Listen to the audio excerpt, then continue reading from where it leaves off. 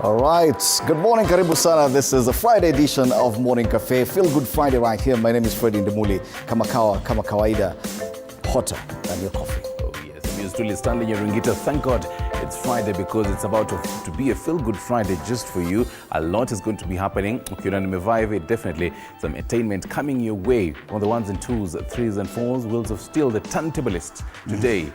DJ Grana. Ile siku. The Star today wanasema spotlight on Rigathi lavish foreign trips. We'll be looking at this in a short while. And no other daily has gone with such a headline. No, we'll be getting to know why the Star went to this one. Of course, and also this is a very tragic story about the marathoner, Cheptegei, and how she met her death. Also featuring prominently on the front page of the Star. We'll be having one of the editors from this newspaper to discuss this and a lot more, so do stand by for that. But you were saying Feel Good Friday, DJ Granite will be in studio? Oh yes, he definitely does his thing. So our socials, interact with us. 22047 is our SMS number. Mtuambie ni nini ungetaka tucheze. Lakini before that, we'll be getting into some film. A film called Impure, having the cast here as well as the director and the writer, just to know what about this Kenyan film and why we should embrace our Kenyan films. The big conversation today. Okay, David Kiplagat MP Soy as well as Wilson Sosiona, former SGKNUT, will be in studio for our State of the Nation conversation later on. Do stand by for that as we continue looking at the big headlines this morning. Oh yes, sasa tuanze kuscroll tena huku. Yes, turudi hapa. Tulikuwa tumeangalia The Star. We'll be back to that. Yes. Okay. Meanwhile, People Daily. Officials con Ruto on travels. I love the fact that on The Star, they go with spotlight on Rigathi foreign trips. On People Daily, it is also about now number one's travels. Okay. Yes. Why did The Star focus on Rigathi? Swali hapo. Swali hapo. When state sees no evil, hears no evil. This is a big headline on The Standard this morning. They talk about sleeping on the job. Is that your assessment as well? Well, hiyo ni gazeti imesema sio mimi. Impunity. One word. Yes, I love that. Ni Friday bana. Si lazima tusome vitu nyingi. Ataki sentence mrefu. Impunity. Yes. And they talk about the chief of police, or at least the acting chief of police, acting IG Masengeli. He is on the spot for failing to do one or two things. Raila anavyozima taa ya Gachagua. Okay. Someone else has decided to go with the Gachagua angle. Yes. So Raila anavyozima taa ya Gachagua. We'll be back to tell you. Is it that way or the other way around? We'll be back to tell you why they went to that. Meanwhile, lavish. I love the fact that today travels and lavish, kind of travels are making big news. Now, Business Daily go with a different angle. They say how ministries spend 27 billion cash shillings on lavish travel. We'll be back to tell you one particular ministry that last year sent about very many delegates to a particular country. All right. Wengi sana, just for one thing. Ungetuma mtu mmoja ama watume email. On the Daily Monitor, let's say, okay, fine, the neatest front page according to us. Today a bit busy though. Yes. They talk about the color of pain, and these are just in keeping with the same special reports they've been having all week.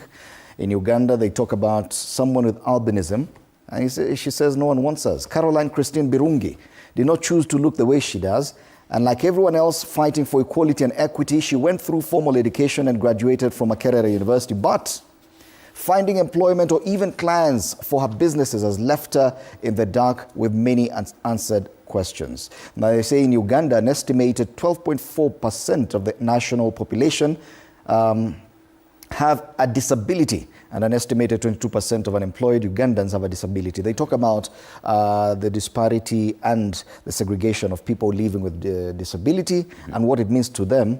Even accessing employment is a problem. Yes. So that's a big news in Kampala today. Also big news yesterday. So as much as Kenya, the police were told that tutaongezea mshahara, lakini mambo ya promotions kidogo hapo. Also in Uganda, there was some bits of the police there.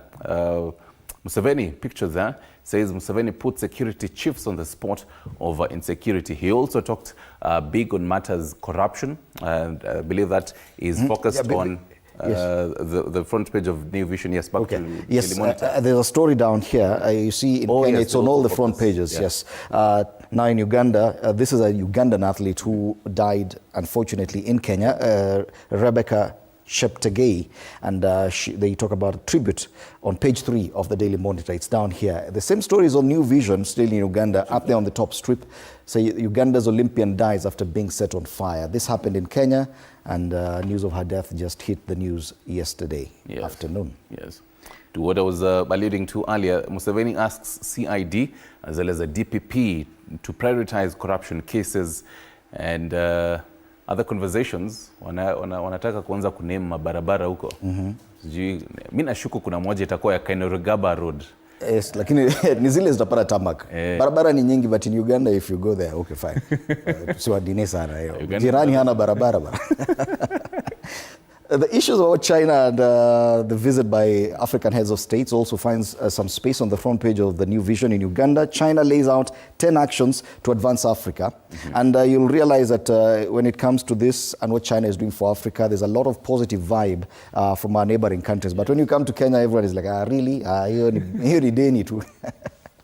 So that's as far as Uganda is concerned. Tanzania? In gazeti la Tanzania, as you say, definitely some kind of good vibes at Inshallah when it comes to how Tanzania is viewing the trip of Samia Suluhu, who is the president of Tanzania, all the way to China. Wanasema Tanzania mfano Afrika kunufaika na misaada ya China. Shilingi 133 trilioni. Okay, usistuke sana. Hizo ni pesa za Tanzania. Tanzania, si Kenya hizo. Sema msaada wa kifedha ambao China inatarajiwa kutoa kwa nchi za Afrika kwa miaka 3. Yes. Kenya sijui mbona tuoni manufaa. Manufaa yaja, lakini tuoni ni kama tunaiangalia deni. Tunaangalia hiyo deni bana. Mzigo wa deni. Kauli za makada zinavyoitesa CCM, masuala ya vyama vya upinzani kule. No, hii ni Chama cha Mapinduzi. Chama cha Mapinduzi. The ruling party in Tanzania. Kauli za makada zinavyoitesa CCM. Masuala ya siasa yanapata kipaumbele kwenye ukurasa wa mbele wa Mwananchi kule Tanzania as they anticipate the civic elections later this year. Yes. And finally, on the front page of The Citizen, the same kind of good vibes that Tanzania is looking at, this particular FOCAC, your Africa Summit. Avocado growers look set for China bonanza. They say Tanzania has become the only second country in East Africa to be granted access to the lucrative Chinese avocado market, raising fresh hope among growers of the green gold. Now, if you remember, Kenya had also, I believe now Kenya was the first. Yes. And the kind of vibes zenye sisi tulikuwa tunaangalia was a different kind of angle. Hata tukiambiwa tunaextendiwa maneno ya avocado sahi, we don't trust. There's a lot of skepticism and I don't know why. Yes. Kama ni mzuri. There's something I've noticed on this story that's also on the front page of the Mwananchi. Tunaona makada kule, makada tunashangaa makada ni nini? CCM grapples with impact of cadres utterances. So they talk about the ranks in the party. Each cadre kuna alafu kwa Kiswahili wanasema makada, unashangaa wanasema nini hawa watu? Kauli za makada. Utohozi wa lugha. All right, these are the dailies in Tanzania as well, and we'll be back to take a look at the Kenyan dailies and especially the Star later on. Let's now take a look at the traffic situation in Nairobi this morning. Ni wapi you need to, of course, we'll be giving you the weather update as well. So, and as far as the traffic situation is concerned, the usual trouble spots. Today is Friday. Yes. So it's slow Friday traffic. Nothing much to worry about. Let's take a look at Jogoo Road.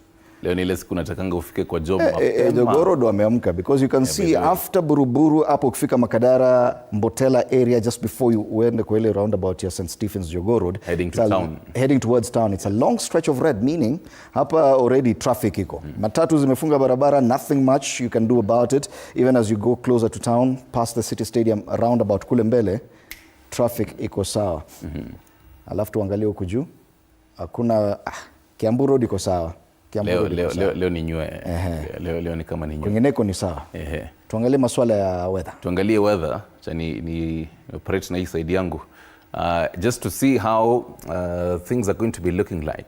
Tuanze na Nairobi, and we're going to be taking a look at different parts of the country. the north, west, central, as well as the coast region. We start with Nairobi. Focus for today as well as the weekend. Today, the highs of about 22 actually. It's going to be cloudy getting into the morning. Into the weekend, highs of 25 and 26. I always say this is a very good weather. Kwanza ukifikiria kufanya kaharusi fulani, marurashio nini, unaangalianga hizi vitu. Siku hizi unaona mbele. Lazima ujipange. Muranga, 18 degrees Celsius right now. It's actually raining up to the mid-morning hours. After that, kutakuwa na kajua vizuri. Similarly, into the weekend, highs of 27, 28. Weather ingine mzuri sana over the weekend. Let's take a look at the coast region in Taita Taveta, 18 degrees, similar to Muranga. No rainfall today in Taita Taveta. Also in the weekend, some light showers on Saturday, tomorrow, but then nothing much to worry about. And tuangalie Malaba into the western region, 19 degrees, highs of about 26, some light and average rainfall expected in Malaba, border ya Uganda na Kenya, and the weekend highs of 28. And finally, kule north region in Mandera, Maitatap, yes. Highs of 24 right now. 4 degrees at 6 a.m. Yes. Itafika 36 degrees. Leo huko itabidi utafute mavuli lakini hesabu ya jua. Yes. Unatembea tu na vest na yes. And it's going to get even as high as 37 degrees Celsius if you're in Mandera over the weekend. That is as much as the weather update is as. Let's take a look at the news diary so far. The kind of updates that you expect to see for today. Just to remind you, the Mombasa ASK show is continuing. It's going to end on Sunday. Deputy President Rigathi Gachagua was there, so we do expect that as well. The Africa-China Summit comes to a close today. So it has been, wait to see the final bits that are going to happen today as well.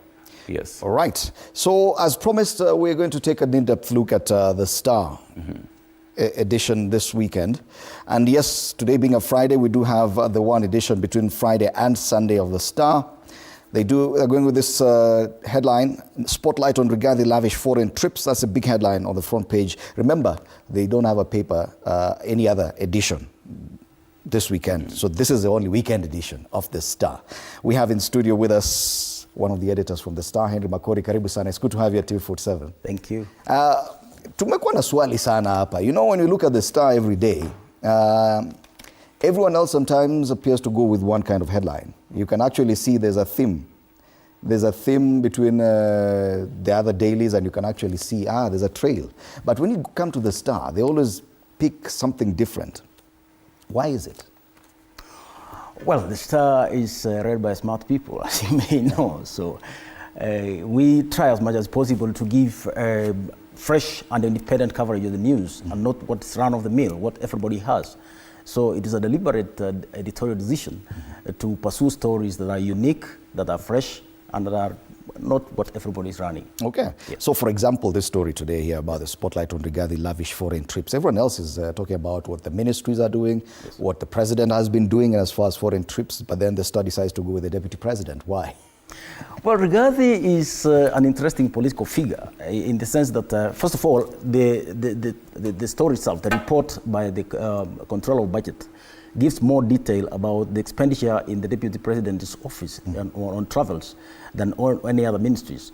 And so, because he is the highest guy not the highest guy in government, there is the president, but it belongs to the government that has promised to curb expenditures, unnecessary expenditures, particularly on travel and non-essential activities of government. So if we find that he is now also the very person whose office is implicated in the use of excessive funds for travel, I think that's an important angle. Because the question many people are asking is, okay, fine, it's the entire presidency. Yes. The president himself has come under a lot of criticism about his foreign travels. Yes, yes. But this headline appears to just capture one side, one half of the presidency, not the entire presidency. Probably that's a question many people are asking. Is it because you know that everyone else will go after the president? Well, the report itself focuses on Rigathi on the deputy president's office and does not have much detail on the expenditures on State House. Okay. And I think that's one of the reasons why the Star decided to highlight. And again, you realize that Rigathi is a very controversial figure politically. And so he attracts quite a lot of emotion in public. Either there are those who love him and there are those who strongly have strong feelings against him.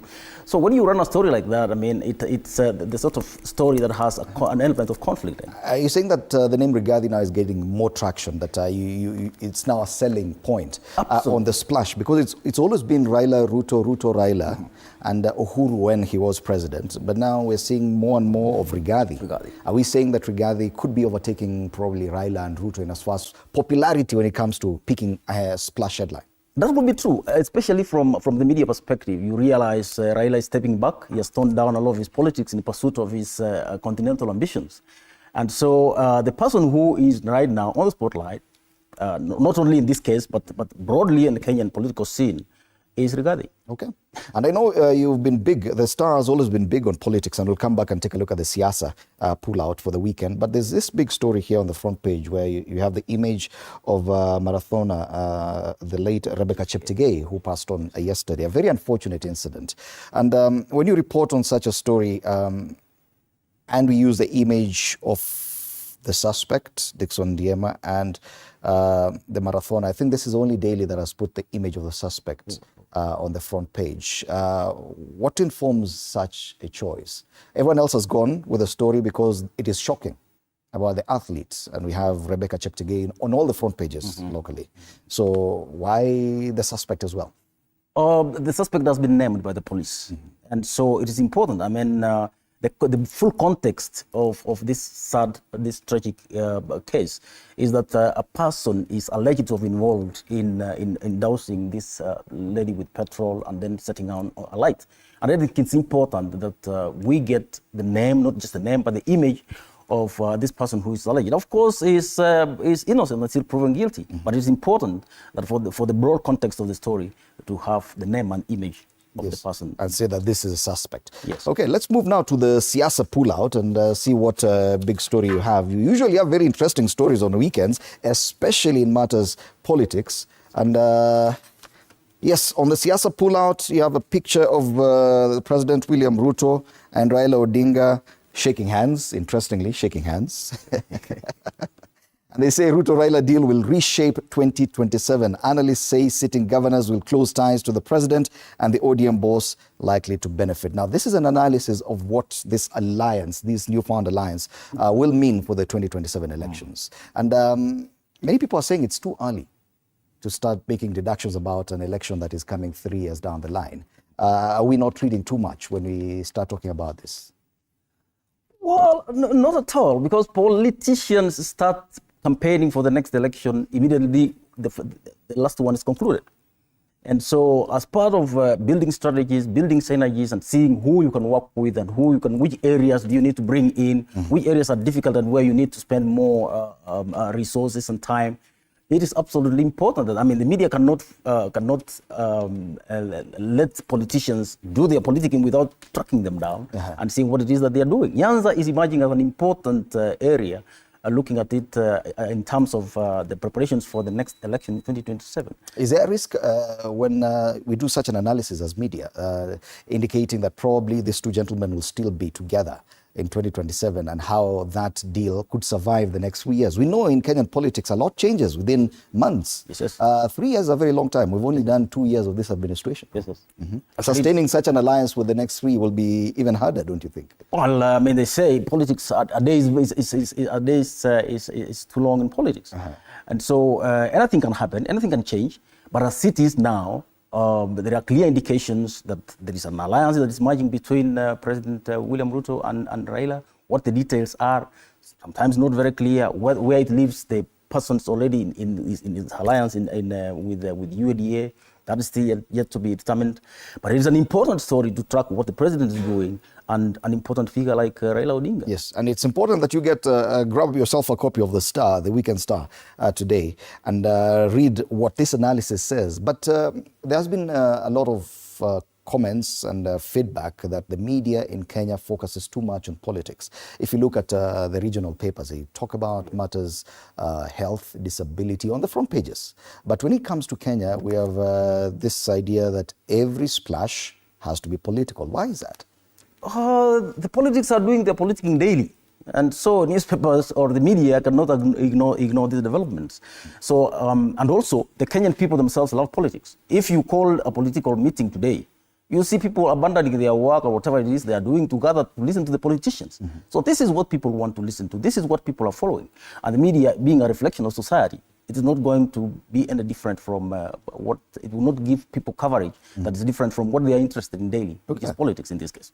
And in terms, still in politics and in terms of setting the agenda, there's a story that featured on the Daily Nation yesterday. They talked about ODM and the fact that they talked about the possibility of Raila Odinga retiring. Yeah. And then it came out yesterday that ODM sent out a statement, and I can see that it's on the front page. Yeah. Raila is in ODM to stay. Now, the party was forced to make that clarification still yesterday. It's highlighted on the front page of the Star as well this morning.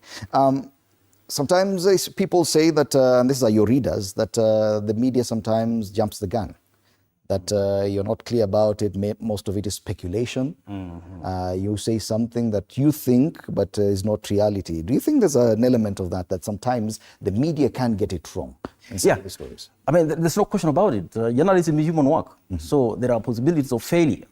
But everything that we do, we try as much as possible to get the facts. It's a little surprising that in the story that was carried by the Nation, there is not much time given, or the writers did not go to the ODM itself to get information from the officials who now have denied the story, and which of course now casts the paper in poor light. So the best thing will be to get the facts and get to the official sources and not speculation from unnamed sources. Okay.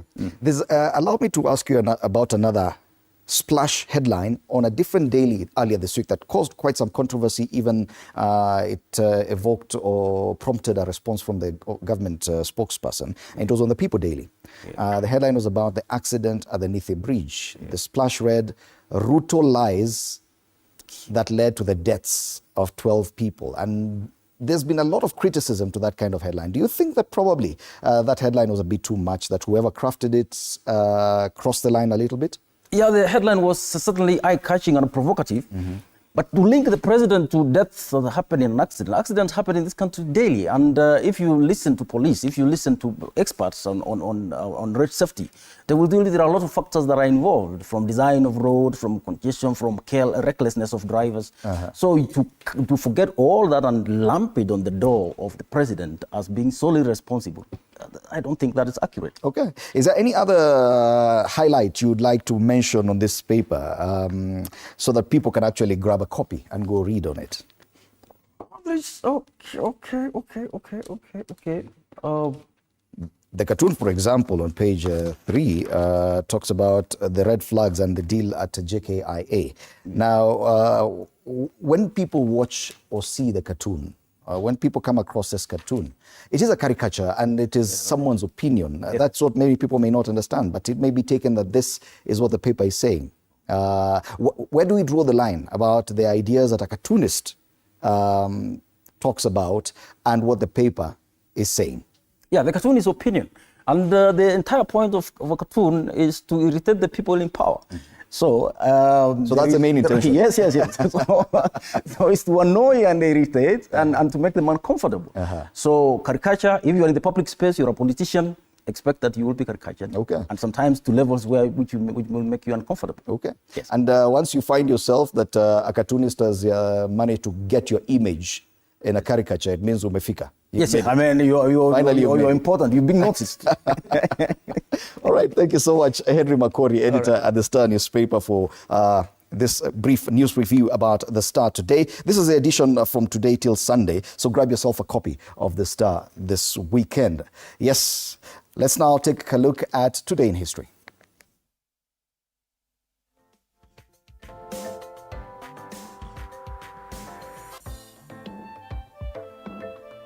6th September, Princess Diana was eulogized at a funeral in Westminster Abbey on this day in history, September 6, 1997. Thousands of mourners lined the streets to catch a glimpse as the procession made its way through the streets of London.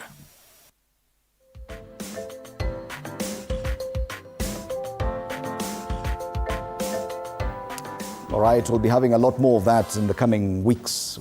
Editors from The Star coming in to assist us understand their approach to news and reporting as well in The Star. Grab yourself a copy of The Star today. Oh yes. Something interesting he's saying for the cartoons, just to irritate the people in power. That's the whole point, irritates.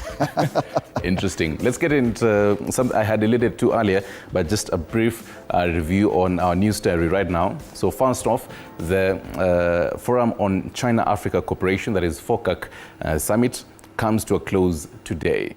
The summit has so far provided a platform for not only Raila Odinga to campaign for the chairmanship of the AUC bid, but also President William Ruto just reaching agreements. First off, on the Rironi Mau Summit, Malaba Highway. We'll also be following up on today being the last of this particular summit. Also happening in Ethiopia, Cabinet Secretary of Environment, that is Aden Duale, is representing Kenya at the 10th special session of the African Ministerial Conference on Environment, which began yesterday. Now, this is very critical, having Kenya even participating in the COP29. So a lot of conversations will be on that as well. And then something interesting happening in Uganda today. Kenya will be facing Zimbabwe at the Mandela Stadium.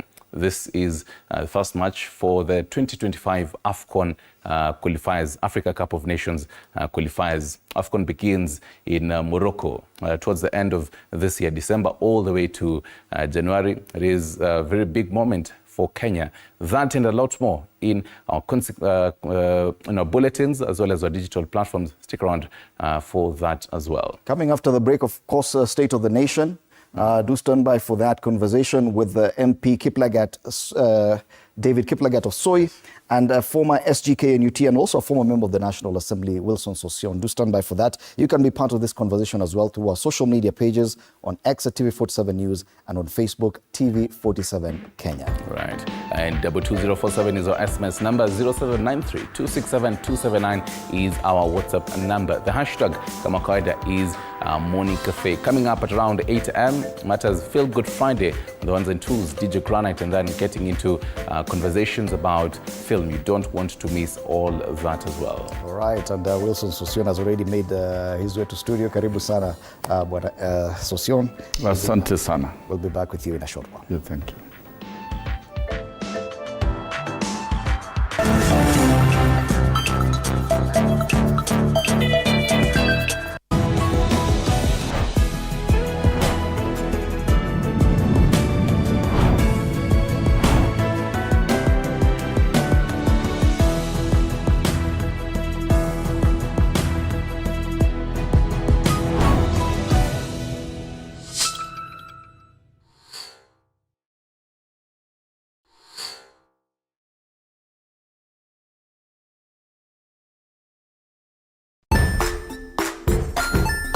Hey there, friends! Welcome to Kids on the Block, where fun and imagination come alive. We dive into magical world filled with exciting adventures and awesome friends. What position were you in? I was number 2. What position were you? Number 1. He decided to cross the bridge by his house and look for food on the other side. We're going to do half cup of chocolate chips, and the other one, we're going to do half cup of the blueberries. So, grab your imagination hats and get ready to explore with us. Join us every Saturday at 9 a.m. for new friends, amazing stories, and tons of laughter.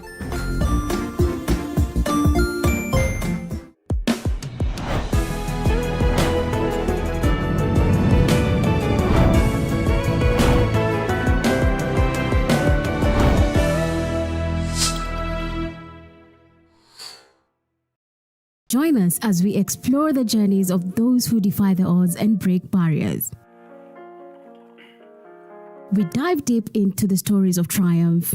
Sometimes when parenting a child with a special need or whatever disability, family life becomes a bit complicated and you may end up raising the child on your own. Here, we inspire, I have a farm which one we showcase with other dyslexic youths and autism how to farm. motivate, It's never easy, but what we do, the best thing is to work with another parent who has an elder child than yours. and break through the barriers one story at a time. Push your boundaries beyond the limit. Saturdays at 8 p.m.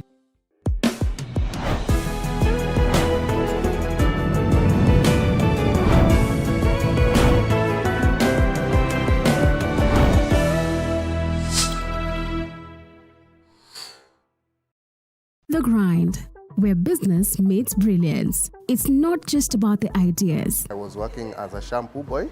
I used to wash clients' hair on the sink. It's about making them happen. From big wins. In primary school, when we would be asked what people want to be, I was categorical that I want to be a nurse. To hard lessons. The consoles change, the gaming equipment keep changing. We cover it all. Tune in to The Grind, where every episode is packed with insights. The person who is serving customers, always be a customer-centric. Strategies. When you pay attention to detail, you get luxury items. And stories to fuel your ambition. Don't just dream it, grind it. Mondays at 7:30 p.m.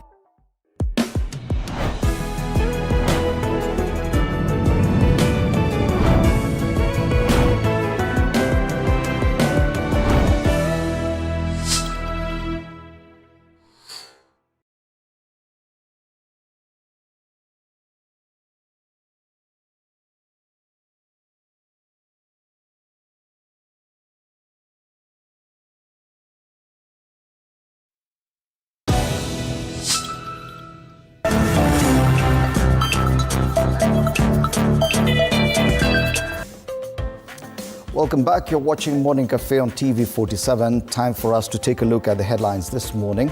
I'm privileged to have in studio Wilson Sosion, a former SG, Secretary General of the KNUT, that's the Kenya National Union of Teachers, and also a former member of the National Assembly. Karibu sana TV47. Yeah, thank you. Good morning. Yes, the last time you were in studio, we were talking about the teachers' strike. And I think the same day you came, I think a day before, the KNUT had called off the strike, but Kupet was still on the streets.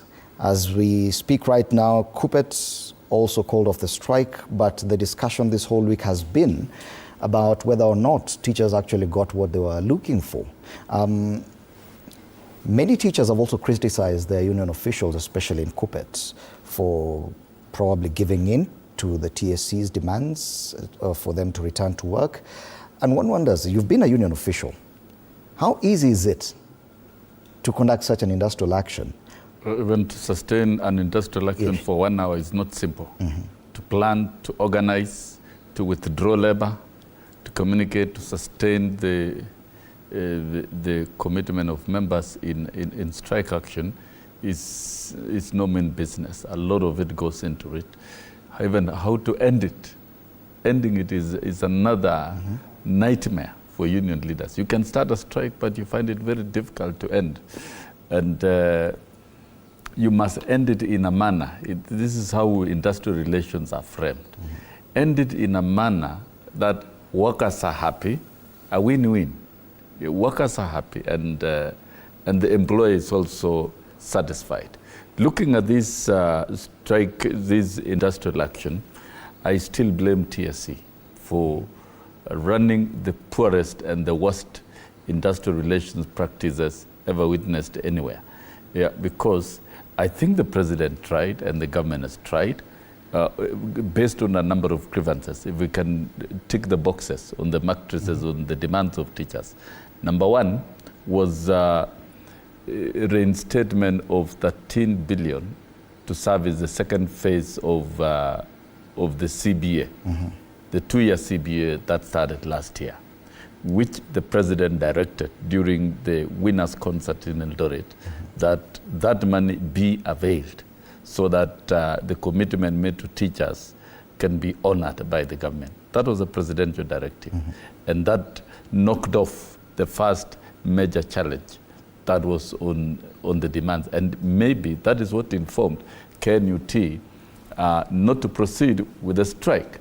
Then number two, the conversion of 46,000 teachers to PNP, which the president also gave a directive. And remember, the employment of teachers is a major flagship of Kenya Kwanza administration, flowing from the education charter and its manifesto. So it's the president's own agenda, commitment to turn around quality education by availing teachers in all the classrooms. So the president gave that assurance. And all these teachers will be converted from January 2025, all of them. So that knocks off the second item. The other items that of contention, of course, was reinstatement of the budgetary allocation to the medical scheme, which has been reinstated. And then the other item was promotion. What remained on the table was promotion of teachers, and it remains extremely contentious even up to now, and the use of tools called career progression guidelines, which are not approved by Parliament. They're illegal, and teachers have been ostracized. But then a lot of other issues have come up about the general management of teachers and the highlights of corruption at the Teacher Service Commission, that for you to get a transfer, you must pay. For you to be promoted, you must pay, and pay as much as 150,000. For you to be employed, yes, to pay or bribe. Yes, to bribe. Okay, you must bribe. For you to be employed, for a primary school teacher, you pay about 350,000 shillings, and for a graduate teacher to be employed is 500,000. So that then, even with respect to employment, there is no more competitive recruitment and the equal opportunity employment process that TSC has practiced over the years. So a lot of things have come out about the general management of teachers. You blame the TSC really a lot, but there's a lot of TSC. flack being directed towards the union leadership. And it happened immediately after KNUT called off the strike, and also happened immediately after KUPPET called off the strike. Do you agree with that kind of criticism towards union leadership? Now, the state of the unions, the state of the unions, they are the way they are because they've been crippled by the employer over time. They've been crippled by the employer. You see, when an employer decides to use imperial methods of engaging in labor relations, like switching off union dues, and you know, when you threaten a union that the checkoff will not be operational, and it is not a threat, they've done it. In 2015, when I led a 36-day nationwide strike, the checkoff was put off for 9 months. And I ran the union for 9 months without union dues. Without any funding? Yes, without any funding. And in 2019, when the Employment and Labor Relations Court, the current principal judge, Byram Mongaya, gave a ruling on 5 issues against the Teacher Service Commission that included the career progression guidelines, the union dues were immediately switched off to zero for a cool 36 months. And I had to run the union for 36 months without union dues. So really, the fear of union leaders... You did not get any redress from the courts? Of course, there were court orders and they defied. This defiance of court orders is not a new thing. The practice of impunity by state officers is not a new thing. And the impunity stings to high heavens at the Teacher Service Commission. And that was switched off for about that 6 months. So when union leaders, in fact, I didn't expect the unions in the teaching service to really come out with the real threats of strike and actually mount the strike actions because of the devastating damage that the employer would actually really do, like switching of union dues and using courts to criminalize their actions. And this, of course, contributes very massively to the organizing power and organizing freedom of teachers. And let me tell you, strike action should not be seen as criminal activities of workers. They are methods that unions and workers use to express themselves. And employers that are proactive and who engage in meaningfully unlocking the stalemates, meaningfully resolving the issues at the table, will have their workers return to work when they're happy and more productive. And in this case, handling teachers to go back to class should have been done in a more orderly way. I expected unions to have invoked their organs in taking those key decisions and communicating to their members and agreeing with their members. And once they agree with their members, then we would be very sure the teachers will return to class when they're happy and when their morale is high. We don't just need the teachers in class. We need their hearts and we need their morales. We need their motivation to teach. And particularly, if you look at the actions of the president, because on behalf of government, he facilitated the major solutions to the key challenges. That is one, availing money to finance the CBA. That was the best the president could do. Availing money to hire more teachers and availing money to ensure that the medical cover runs fully in a fully funded level. But then all these other things, challenges, points to the systematic internal weaknesses of the Teacher Service Commission, which I think it is a matter that parliamentarians and other institutions may have to look at, because we cannot retain 400,000 workers under the teaching service who are mismanaged to the detriment of education, and to the point that the global competitiveness ranking of Kenya in terms of delivery of quality education and access to education has dropped for the last 10 years. And as we continue this conversation, I'd like to welcome MP David Kiplagat of Soi to just join us on set and be part of this conversation as well. So going forward, Bwana Sosion, with that threat of withholding the union dues, do you see the unions being as effective as they were before? Because now you say, yes, you got court orders, they're being defied by TSC. Union dues can be denied to the unions at will. I don't think we are running. You know, the withholding of union dues is a weapon that Jubilee administration used. And Kenya Kwanza administration, I don't think, and I am not aware. Well, if it's happening now. No, it's not. It's an action that TSC has executed itself, but I don't think it is something that Kenya Kwanza administration is going to execute, and particularly the president and the government, because we believe in free and independent institutions to operate, to do their work. If unions have issues, let them operate freely and operate within the law. And I don't think Kenya is a banana state that is going to, the Kenya Kwanza administration is going to adopt imperial method that Jubilee these things are happening on the busting unions. Talking about defiance of court orders and legal directives, even away from matters education, it is the front page of the Daily Nation today, and it talks about the police service and the impunity that's there as well. Acting Inspector General of Police Gilbert Masengeli has snapped court orders 6 times over the disappearance of 3 men, joining the list of government officials, so it's actually out there, who are defying legal directives, including on handling of protesters and cessation of abductions. Bwana Soi, karibu sana to TV47. We were just talking about matters education because, you know, of course, when it comes to Bwana Sosion, they're very close to his heart.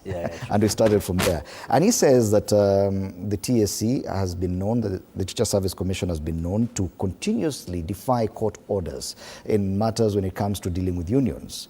But we're seeing that that kind of behavior is not just with the TSC, it's also prevalent even in the police service, where the acting police IG can defy court orders, can defy court summons 6 times. There's only one word for the big headline on the Daily Nation: impunity. Do you agree that yes, some government institutions are operating in impunity? Good morning to our viewers. On what we are raising about the impunity and defying court orders, I think those are, it's not a government policy. So the government should not brandish for individual responsibility. So from where I'm standing, I believe whoever is defying court order should take that individual responsibility.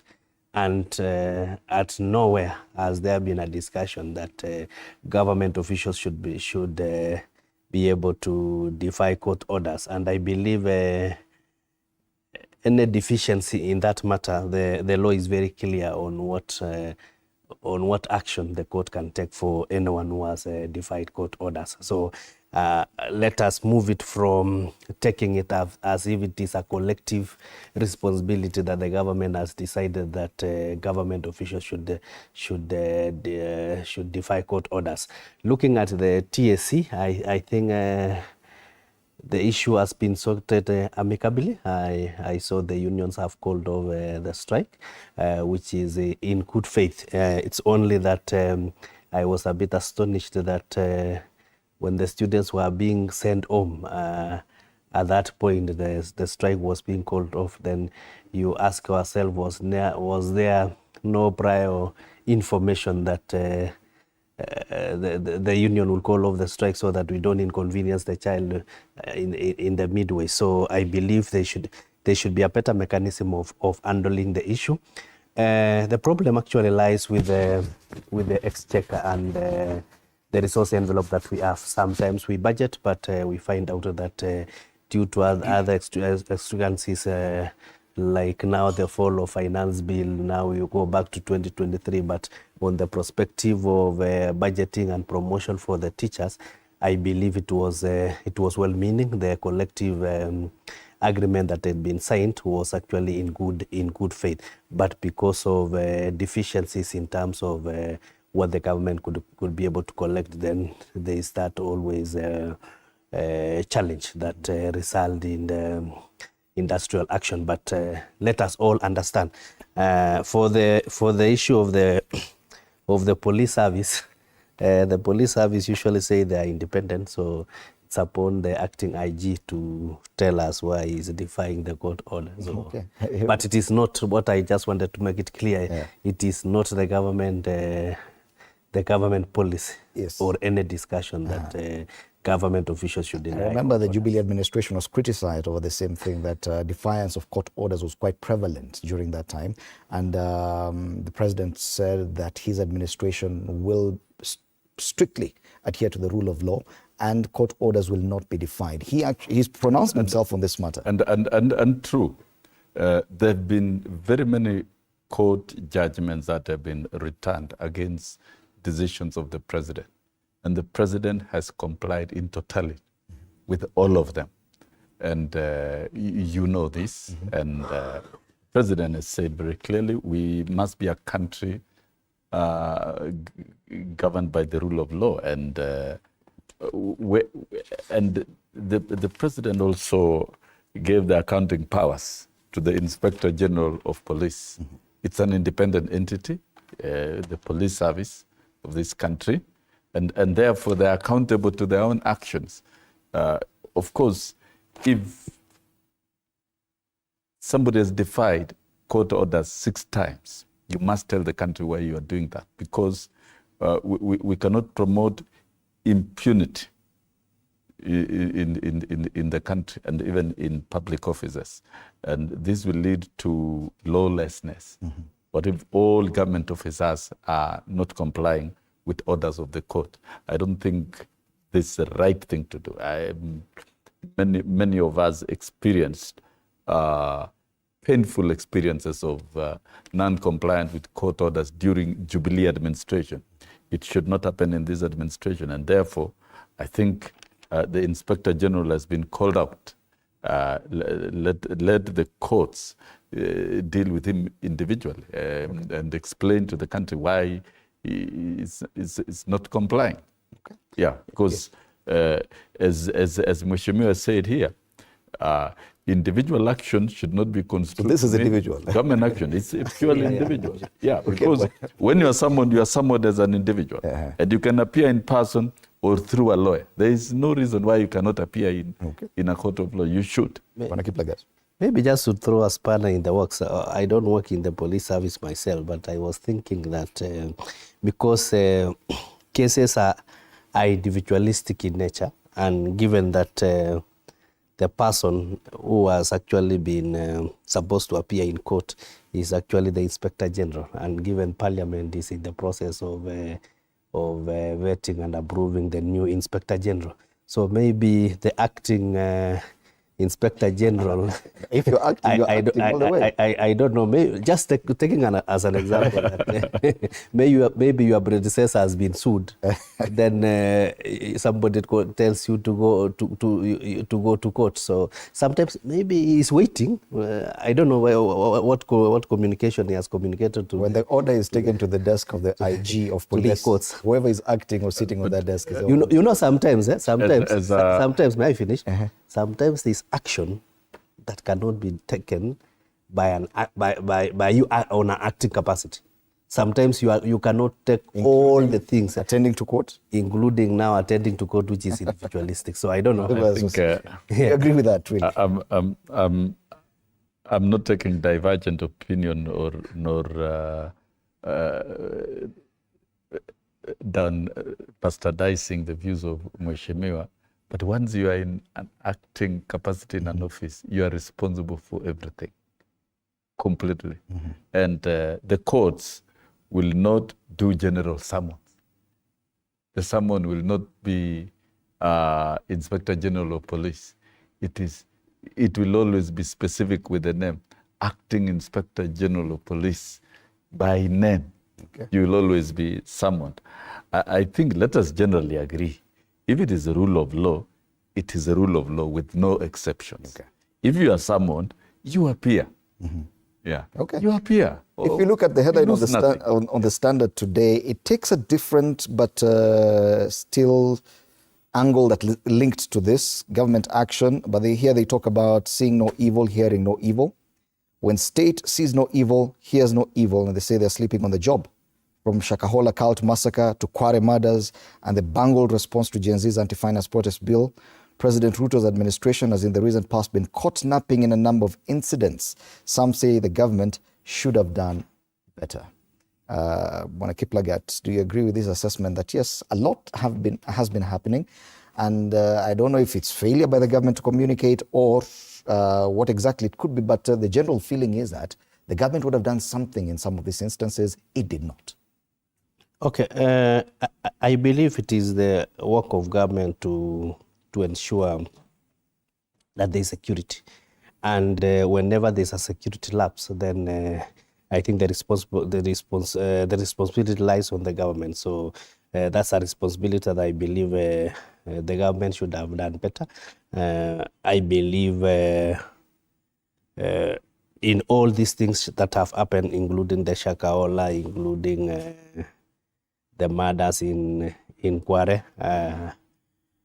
I don't know about the Gen Z's and the anti-finance bill protest. I think the government was really constrained in terms of... were they caught flat-footed? Or were they sleeping on the job? They didn't know. No. They hold the instruments of state, including intelligence. I believe the police service should critically look at their functionality and be able to improve.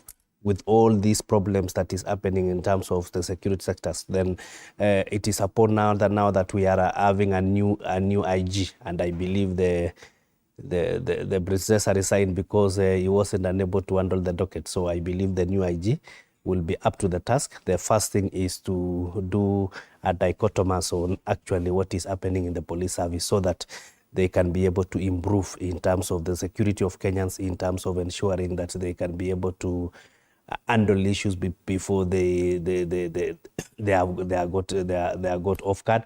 So let us say that there have been weaknesses in the police service, but now that the new IG is coming in, so we believe that with the experience that he has, he is able to handle all these issues. But from where I'm standing, the police should do better. Okay, just like the education sector, and there's a lot that can be said about this administration's handling of the education sector, many questions too arise about its handling of security matters.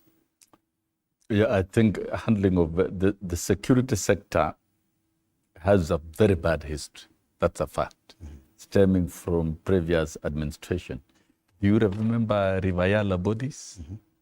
that were being removed. There's one more body that was recovered last week from the same river. Yes, that was extrajudicial killing executed by our own police forces. That's a fact, we know. And the Shakahola, it happened way back. It was only uncovered by this administration at its early years. And do you know how many people have died in Shakahola?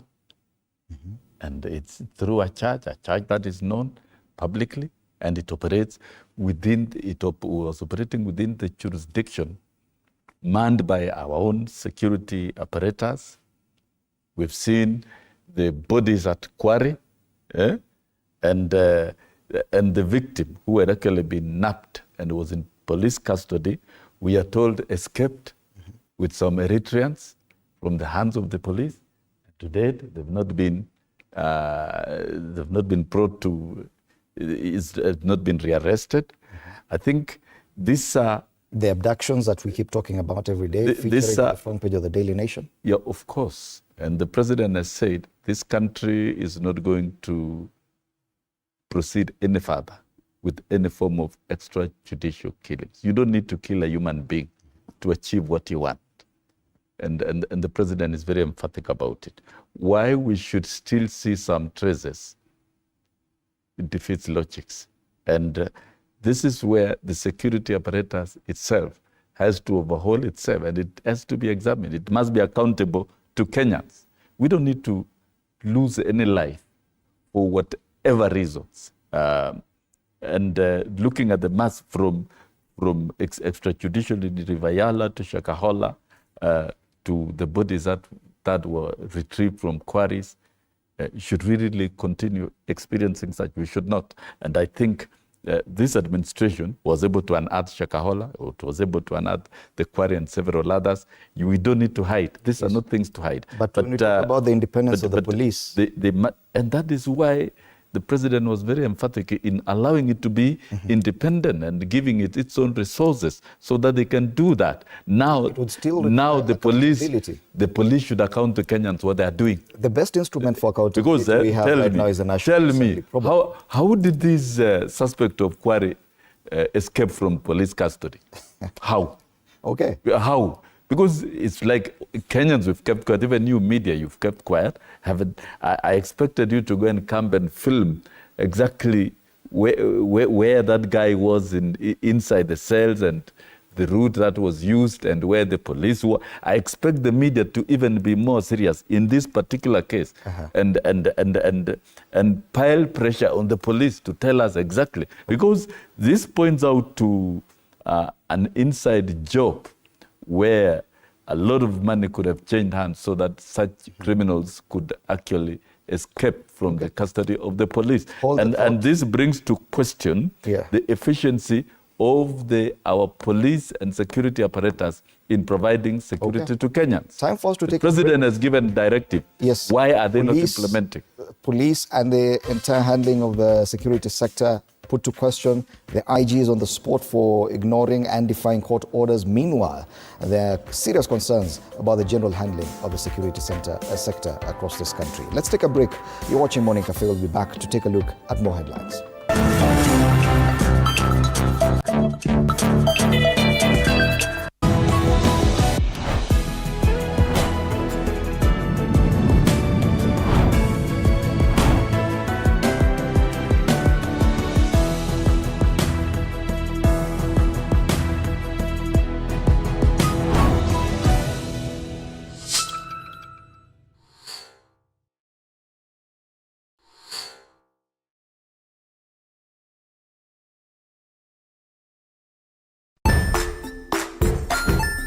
Hey there, friends. Welcome to Kids on the Block, where fun and imagination come alive.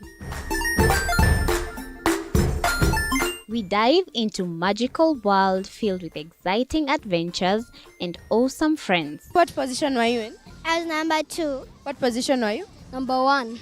He decided to cross the bridge by his house and look for food on the other side. You're going to do half cup of chocolate chips, and the other one, we're going to do half cup of the blueberries. So, grab your imagination hats and get ready to explore with us. Join us every Saturday at 9 a.m. for new friends, amazing stories, and tons of laughter.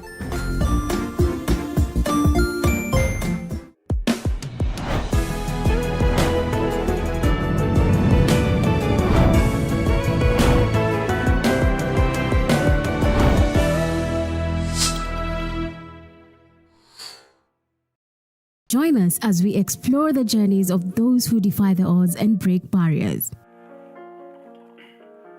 We dive deep into the stories of triumph. Sometimes when parenting a child with a special need or whatever disability, family life becomes a bit complicated and you may end up raising the child on your own. Here, we inspire. I have a farm which one we showcase with other dyslexic youths and autism how to farm. Motivate. It's never easy, but what we do, the best thing is to work with another parent who has an elder child than you are.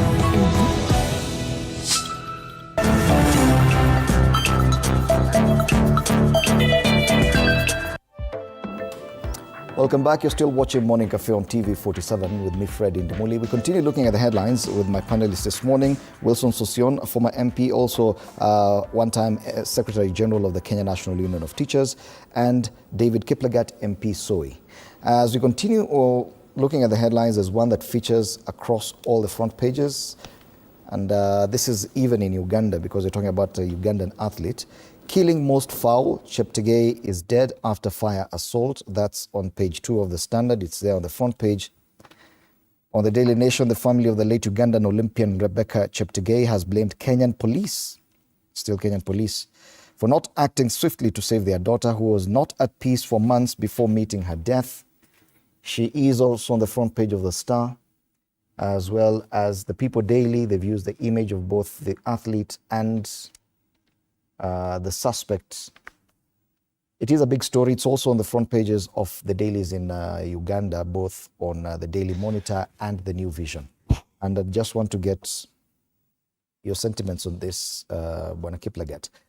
There's also the angle of domestic violence and what happens even to Kenyan athletes. This is not the first Kenyan athlete that has met such an end. Yeah, it's rather sad when we lose a champion of who is actually by all blood belongs to Kenya, although born and bred in Uganda. It's rather sad when you lose such an athlete in such a manner. So, and what we need to do, because this is not a first, and if nothing is done, it might not be the last, is there is need to actually look at the welfare of our athletes, to look at the security of our athletes, and to take seriously whenever there are concerns. Because I'm looking at the front page of the Daily Nation, it is indicating that for months there have been some rumbling within the family between the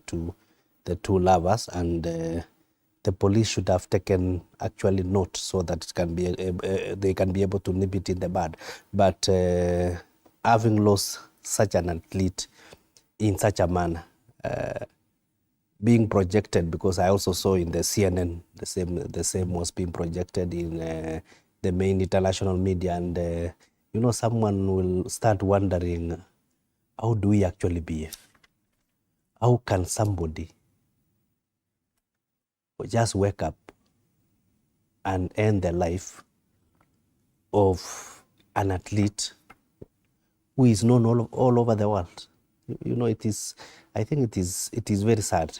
It's very sad. And from where I'm standing, I think the government need to critically look at the welfare of our athletes, critically look at their security, so that we can be able to reduce such incidents. You even remember the Kiptum issue, whereby he was driving at midnight, and there's need the same way we have members of parliament. You have your driver, you have your bodyguard, you have your I think we also need to look at what we can do for for at least so that we don't lose them in such a manner. It's definitely an issue of concern, Bonasosio, the fact that we see how we've lost quite a number of big-name athletes in Kenya. Going as far back as Samuel Wanjiru, the marathon champion. You mentioned David Kiptum. There was another incident of a lady athlete who also died in similar circumstances, now Cheptegei. Yeah. It raises an issue about the safety and security of athletes in Kenya. These are big exports, not just for Kenya, but for the region as well. And my quick psychological analysis of these athletes is that they are victims of people who have interest in their property, because they've won money, they won events, they won money. And that becomes the central issue of interest by their partners. If you look at Wanjiru, it boils down to strained relationship. If you look, Kiptum, of course, was an accident. This one also boils down to relationship and struggle over property. And I think a lot needs to be done about athletes within the flagship of the creative economy. We should have a framework of assisting these athletes so that even in their private lives, they have capacity to manage themselves and to avoid being victims of people running after their property, because somebody can take away all your money and kill you. And you know, dead men tell no, dead people tell no tales.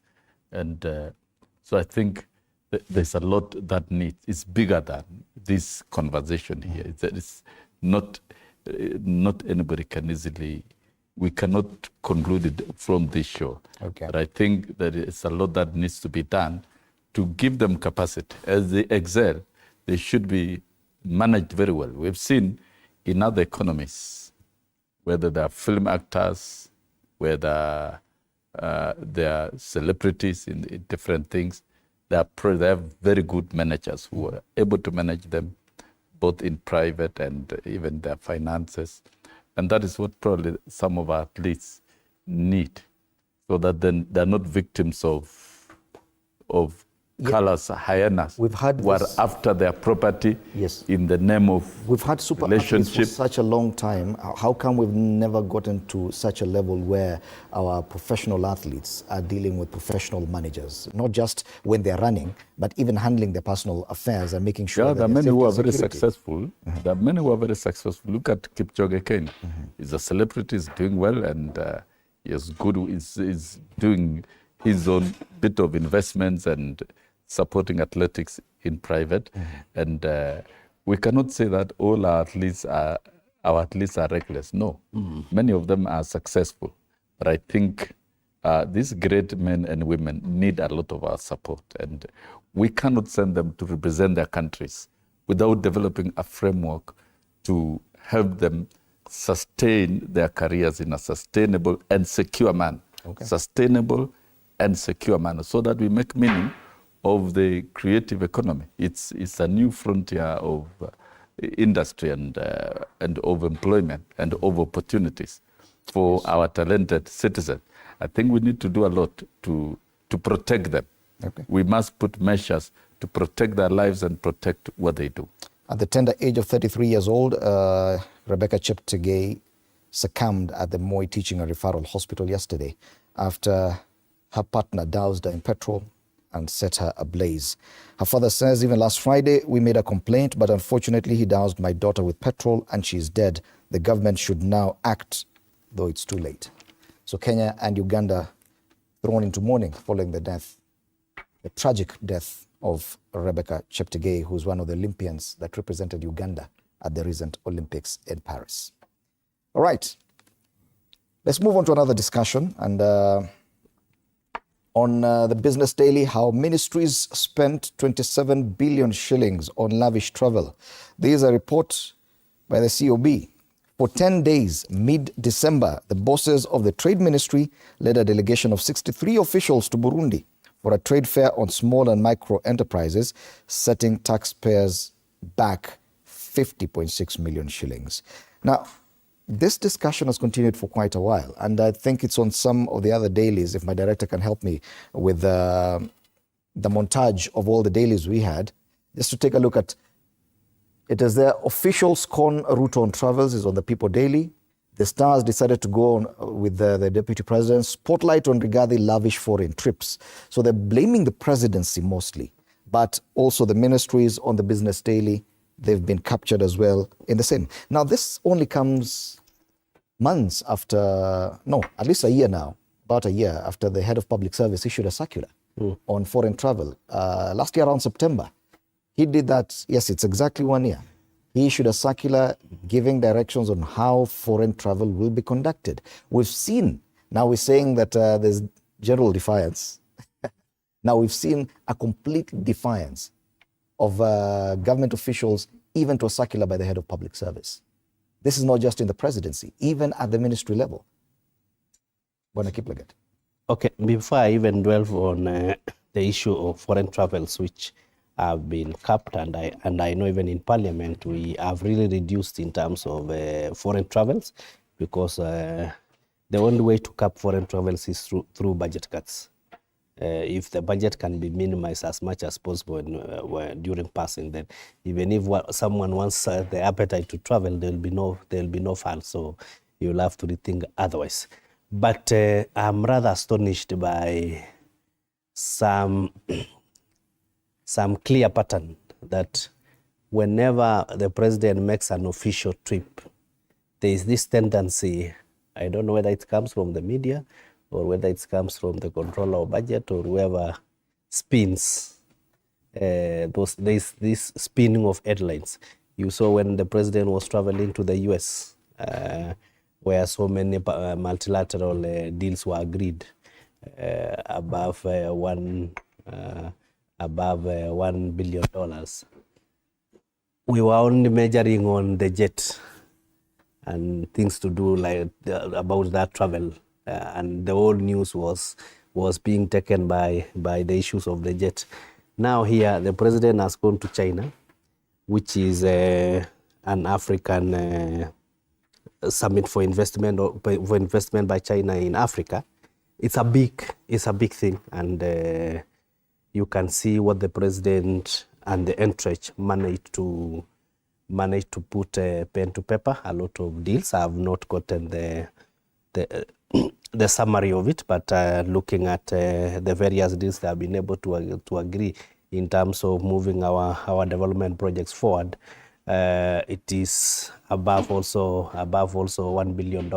So, and where are we? We are in a situation whereby we have a lot of stalled projects. We are in a quagmire in terms of the collection of our revenue, because even the 2023 Finance Act is in court, and it is even in the Apex Court, where we are only surviving because the Apex Court could not were lenient enough not to give those orders to suspend the finance bill as the case is continuing. So let us also be positive as Kenyans, especially. This headline can come next week once we are through with analyzing what we were able to get from China and which projects we are able to fund. The issue is the timing of the headline. Yeah, there is always. The report, may I finish? The report is talking about some things that happened last year. I'm saying it has not captured this latest. It has not captured, but whoever is designing, whoever is designing this thing knows when to come up with it, because whenever the president makes a substantial visit, visiting China is not just another country. We know what I mean. Visiting US is not just another country. You know what I mean, and what it entails for this country, and what we are able to unpack. So let us at this time, while we are waiting to receive our head of state, analyze what we have been able to get from China and what progress the nation is. We'll come to that conversation. Development-wise. We will come to that conversation. Let us not baptize the whole media houses to start covering. Yet we cannot ignore. Okay, having said the fact that there's a defiance of a circular by the same. Having said that, may I now come back to the issue of our wastage in terms of foreign travels? there is need. You don't, as a public officer, as a state officer, there is need to analyze why you need to travel and what positive impact does it have to the country. If there is no any positive impact, then I believe there is no need of traveling. And whoever wants to go to foreign trips, sometimes the appetite is on per diem. For my case, I'm not so excited about these travels, and even in Parliament, you'll never see me complaining that I didn't go from point A to point B. Yet your colleagues have been found wanting as well. But I'm talking about just 2 days later, because they say days after the release of that circular on austerity measures, an official from the State Law Office splashed 630,000 shillings on a 4-day trip to Lusaka.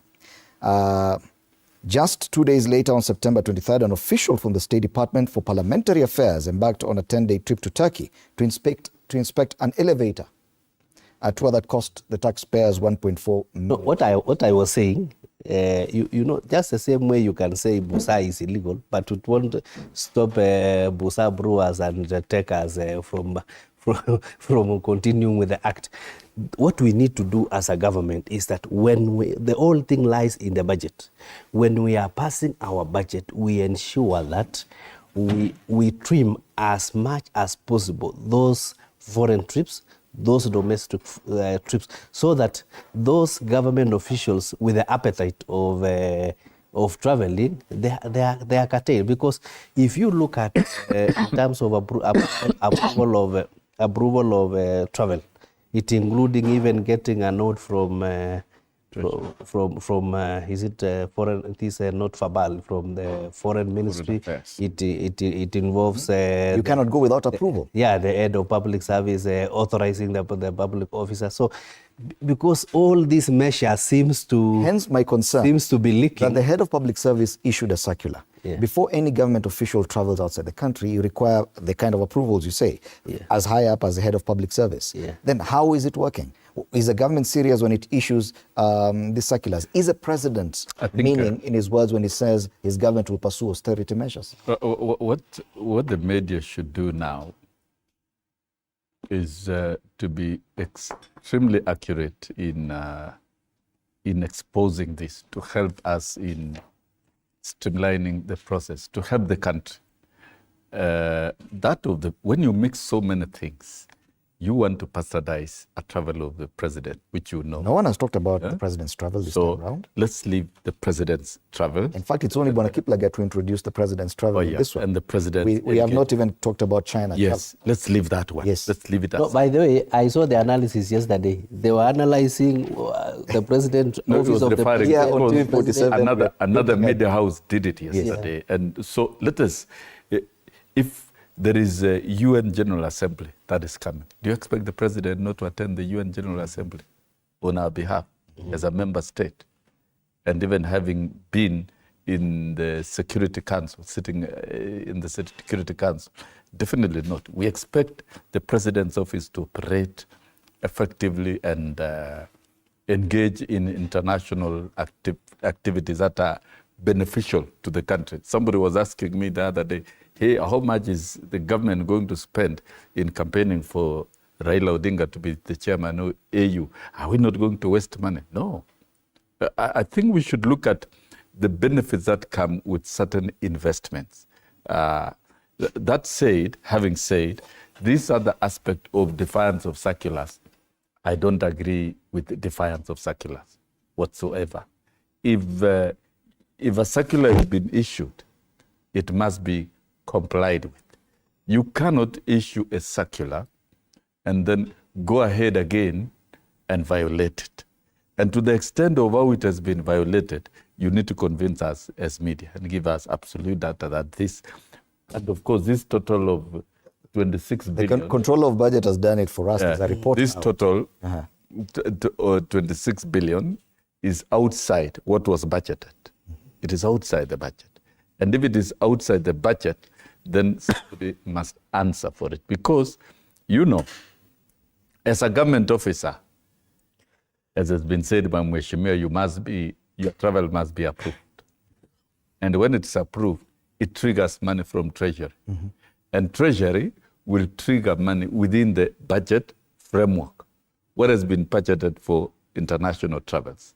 I want to be convinced that this expenditure is outside the budget for international travels, so that then the circular by the head of public service should be implemented by the Treasury by shrinking the allocation. When you shrink the allocation and take this money elsewhere, we will not be here discussing about how it has been spent, So the comptroller should tell us that the Treasury has spent outside the allocated budget 27 billion. If I'm convinced that way, then I would say this 27 billion is almost enough to deliver substantially the UHC for households in Kenya. This 27 billion is enough to hire 56,000 teachers that the country needs.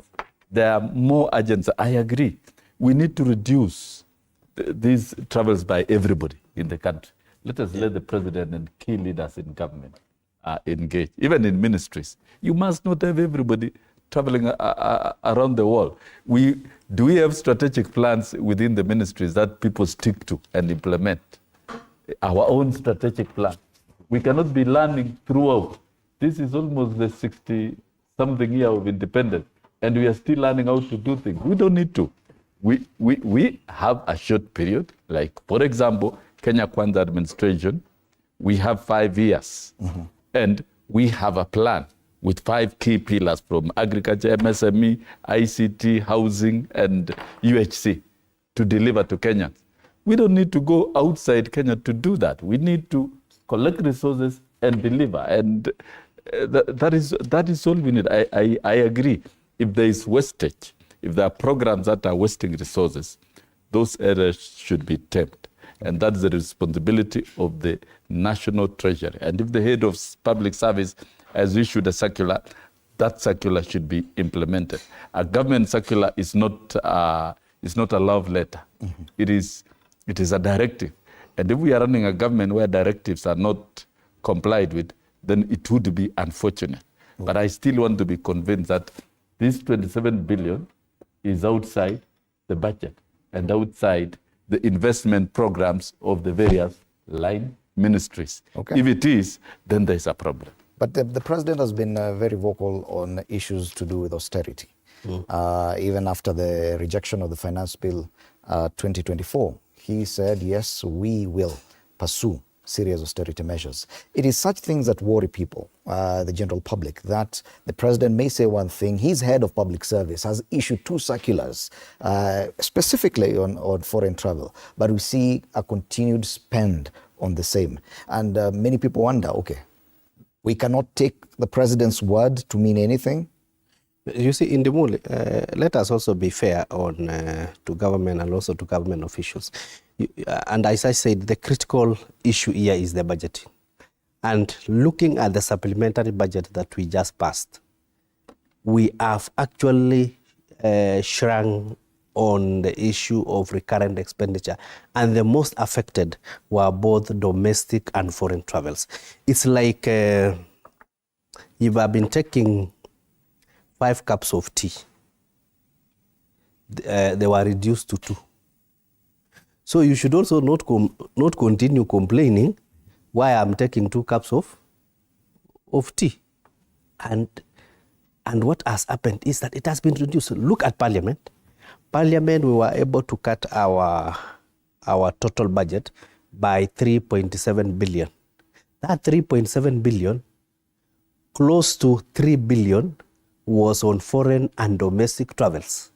In fact, if you look at even report writing and all our budgeting issues, we have been able to do it inside Parliament. Initially, we used to go and do it in Mombasa. We used to go and do it in Kisumu, but it is no longer visible. And it is no longer visible because we have been constrained by the budget. So we were able to save 3.7 billion.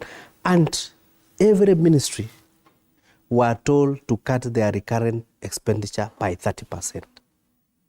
And the most affected was domestic and foreign travels. So we managed to save close to, if you are looking at your math in terms of what we were able to save from the recurrent expenditure.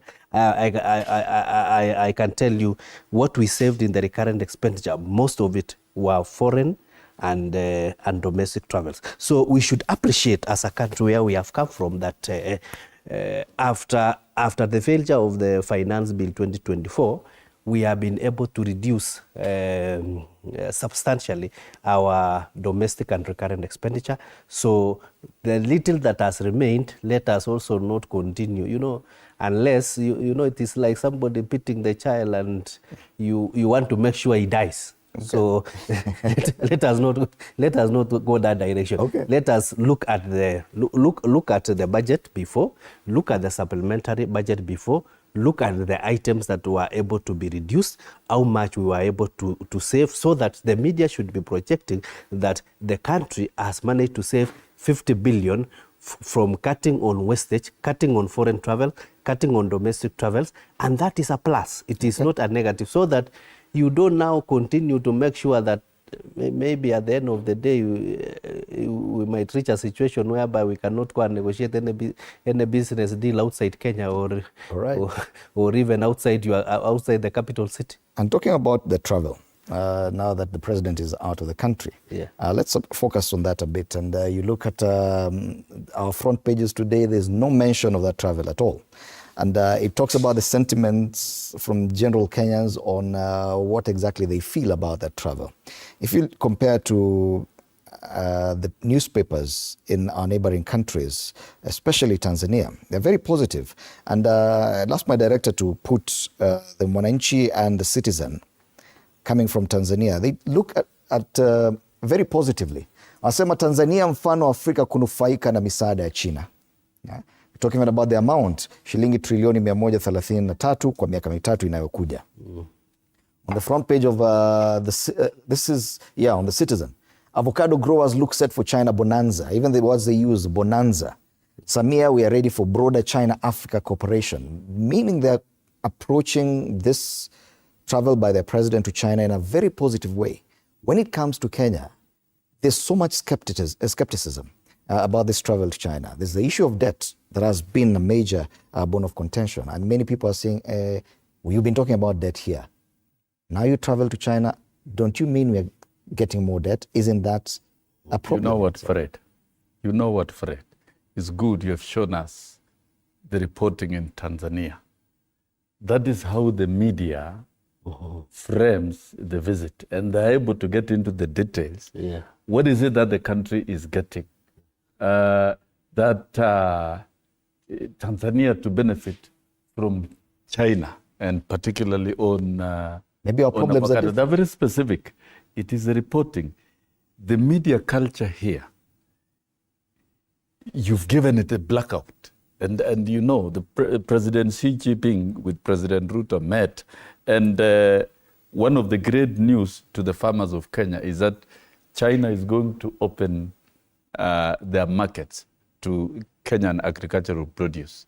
And I thought that would be splashed as one of the headlines, what the media would be doing now. I thought the media should even be represented media. Why do you think it happens Fred, that in Kenya? Fred, it is your culture as a media. I don't think... It has nothing to do with the Kenyans themselves? No, it has nothing to do with the Kenyans. Why are you trying to superimpose an idea of the media on Kenyans when it is you?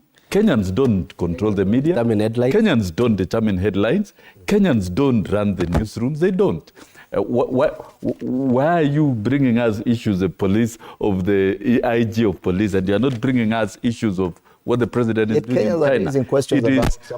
Don't. This one, I'll fix you today.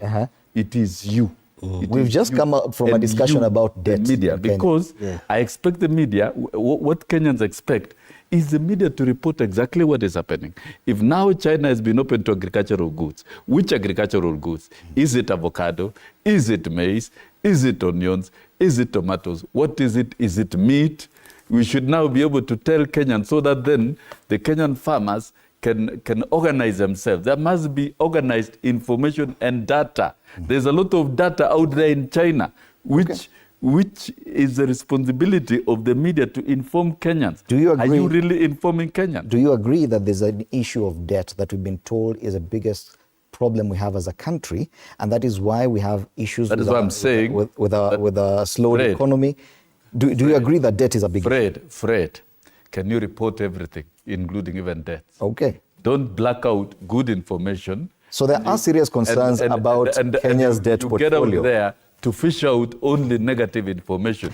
You want to feed Kenyans with negative information. but There is nothing progressive. It is good to report progressive aspects. It is true.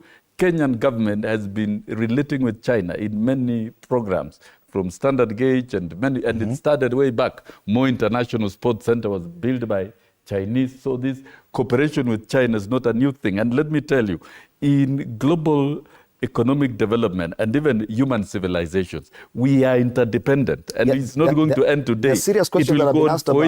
There are serious questions that have been asked about the issues SGR. to do with debts. The SGR, the construction of the SGR, where China was part of it, the initial phase of the SGR. There are questions about that. Some of these questions have been raised by the current say something about the SGR. I'll come back to you. Let me give Bwana Kipling. Just before even the issue of debt is a serious one, and Kenyans are right to be skeptical about this. If at all we are looking like we will borrow more, Kenyans definitely will be skeptical about that. I think let us, before even I go to SGR, let us look at what is happening in the media. Look at the headlines. The only way where the president has been covered in terms of the trip to China and what he has been able to get is a very small, look at here, a very small caption. Ruto returns with multi-billion. He's been given 2 pages, 6 and 21. No. Look at the headline. Look at the balls, just to this one that advertises this lady. It's bigger one. Yeah, the bigger one. Pulse is bigger than... Yeah, you get. What is the idea of the person who was working on this splash? It is to diminish. Yeah, to diminish. Yeah. No, the trip has received quite a lot of coverage on page 6. Oh, we are saying the headline. No. The headline. The headline they found a small space for a highlight on the front page. No, the headline, you can see where we are coming from. So what we are telling also the media, let us improve our image as a country. Let us be positive. You have shown what the Tanzanians are covering, up to and including what they are able to sell avocado. By opening China alone, China has the biggest population in the world, around 1.6 billion people. By opening China alone to our agriculture products, including avocados, including coffee, including all our cash crops, opening China alone is like, it is a deal that you have been negotiating since independence, because even if you go to Europe, even if you go to US, you cannot get that population. That is a big thing. And if we are looking at managing our foreign export and reducing the ratio in terms of import against export, because we are a net importer. So by opening China alone, that is a big news. So sometimes to the media. What about the debt issue? Because I'm coming there. I'm just saying, let us be fair to our country and do positive reporting, even if you don't like. Even if you don't like the government, but at least just love what they have. Is it possible that the entire media could just conspire to dislike the government? Yes, it's possible. It's possible. Because we need to investigate. But if they were finding, if somebody can find balls, this lady to be shown his back is more important than the billions and the negotiation of the deals. You can see surely where we are coming from. Anyway, having said that, the issue of standard gauge railway, the initial design, it's like the initial design of the standard gauge railway was to ensure that the imports from Mombasa port gets to our landlocked countries. That is Uganda, who is our biggest importer. We have Rwanda, we have Burundi. That was what it was to happen. That railway line was to run from Mombasa all the way to Kampala, and maybe now all the way to Kigali.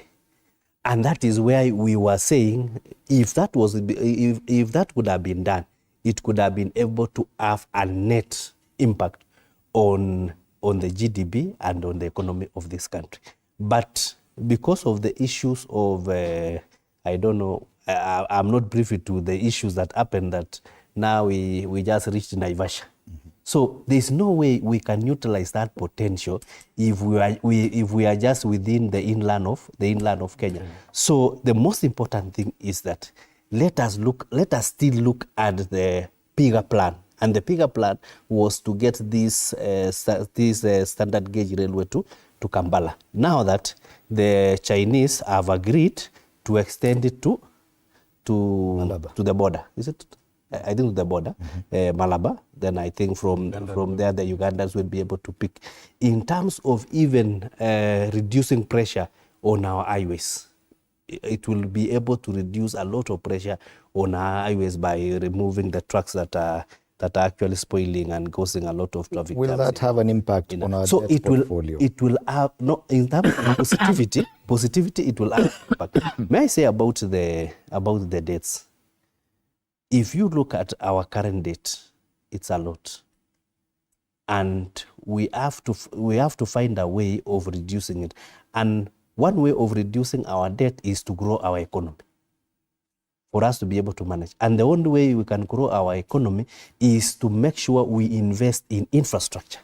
We invest in our roads, we invest in the railway line, we invest in our airports, we do investment. Wasn't that the same approach by the Jubilee administration that has been so much criticized, that they focus too much on infrastructure, but at what cost? You see what happens is, you cannot ignore infrastructure unless you are a mad person.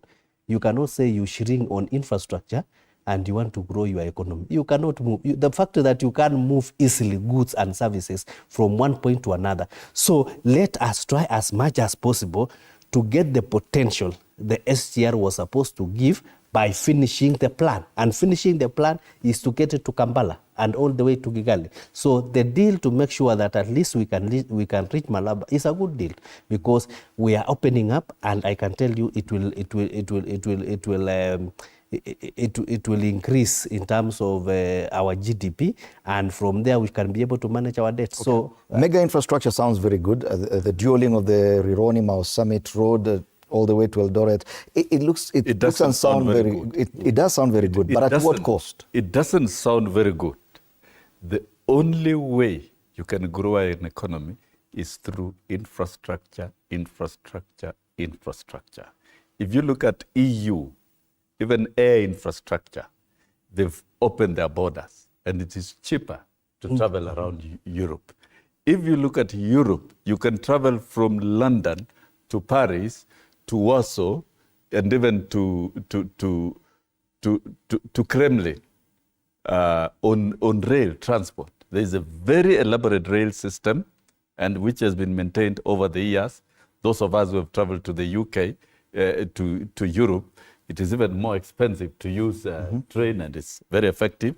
And therefore, for Africa, this China-Africa cooperation, and in terms of infrastructure, is major. It's not about the individual countries. And if you look at the standard gauge railway infrastructure, it was not meant for Kenya alone. Kenya have implemented it halfway, and they have to implement it fully up to the borders.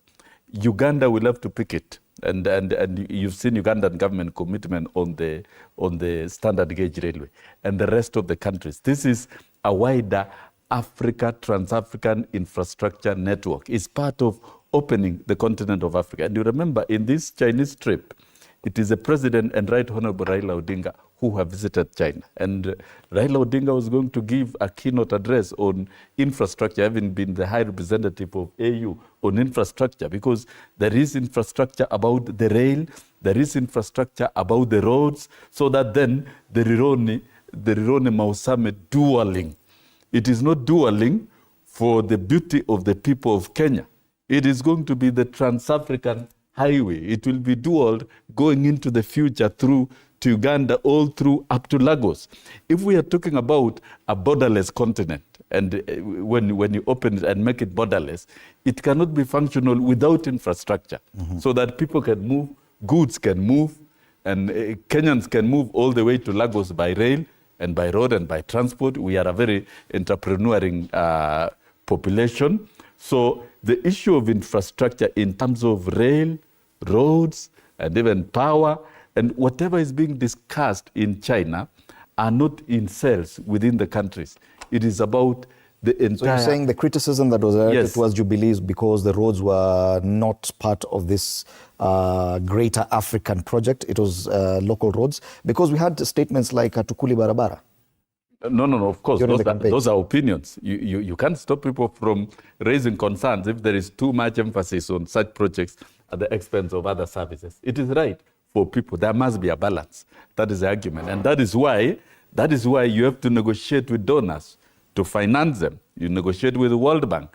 You negotiate with other institutions and other countries to do so. Others, PPP, like the expressway. That has also been highly criticized. It's being paid through the collection that is it's being criticized, but it's working, and it is the only option. You are not going to collect taxes and from Kenyans to build the expressway. It is not possible. So the infrastructure investments cannot be done by African governments alone. And that is why there's an assembly of all the presidents of Africa so that they can agree on common projects that are cross-cutting. Like this one, we know the president spoke about it. There is a resolution from that conference about the standard gauge railway, not for the country alone, but for the entire continent. There was also what we call the LAPSET. The LAPSET corridor is another major infrastructure artery that is going to cover several regions of the East Africa. So it cannot only be seen as a Kenyan investment meant for Kenya. So you look at the standard gauge railway, it comes up to Naivasha, and you expect it to make profit. It is not. In fact, the 1 meter gauge railway within the country is making more money than the standard gauge. The standard gauge will make profit the moment it crosses over to Uganda and it begins operating across the continent. And that must be done. The LAPSET corridor, already the Lamu port is operational. Lamu port is an entry point and an exit point of the LAPSET corridor. So we should look at the future of Africa, 2063, which has been approved by AU.